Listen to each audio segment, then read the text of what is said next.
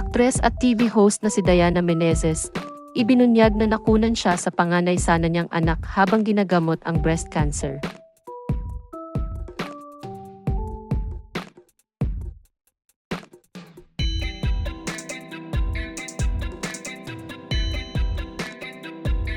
Cancer-free na ngayon ang aktres at TV host na si Diana Meneses matapos sumailalim sa mahabang treatment para sa kanyang stage 2B breast cancer. Pinagdaanan ng TV host ang mga matinding hamon sa kalusugan at napagtagumpayan niya ang laban kontra cancer dahil sa mga taong nagmamahal at sumusuporta sa kanya.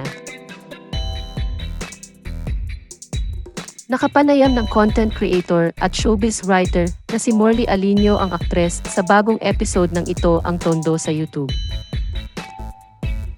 Doon ay ibinunyag niya na naranasan niya noon na mawalan ng anak dahil sa kanyang sakit na breast cancer. Ayon sa TV host, nalaman niyang nagdadalang tao siya habang sumasailalim siya sa cancer treatment. Ngunit sa kasamaang palad ay namatay ang kanyang 4 na buwang sanggol sa sinapupunan niya. Anya, I got pregnant but unfortunately, I lost my baby nung pang 4 months na ako.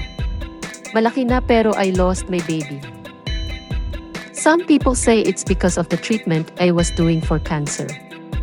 But I feel like it's from medicine. My baby during when I found out had no limbs. So my baby was incomplete talaga, like hindi siya talaga na-develop. Hindi siya nabuo and the organs ay nakadikit.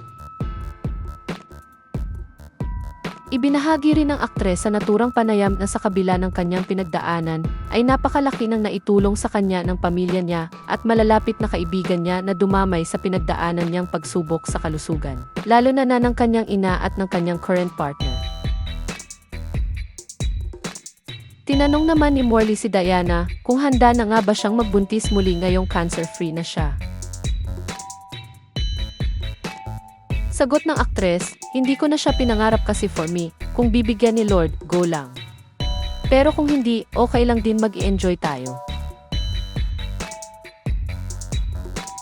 Ayon sa ulat ng Pep.ph, 6 na taon nang nagsasama sina Diana Meneses at ng kanyang jowang rapper na si Tommy King. Isa si Diana sa host ng TV shows na kada umaga tuwing Lunes hanggang Biyernes at Tara Game Agad-Agad Level Up tuwing Linggo sa Net25.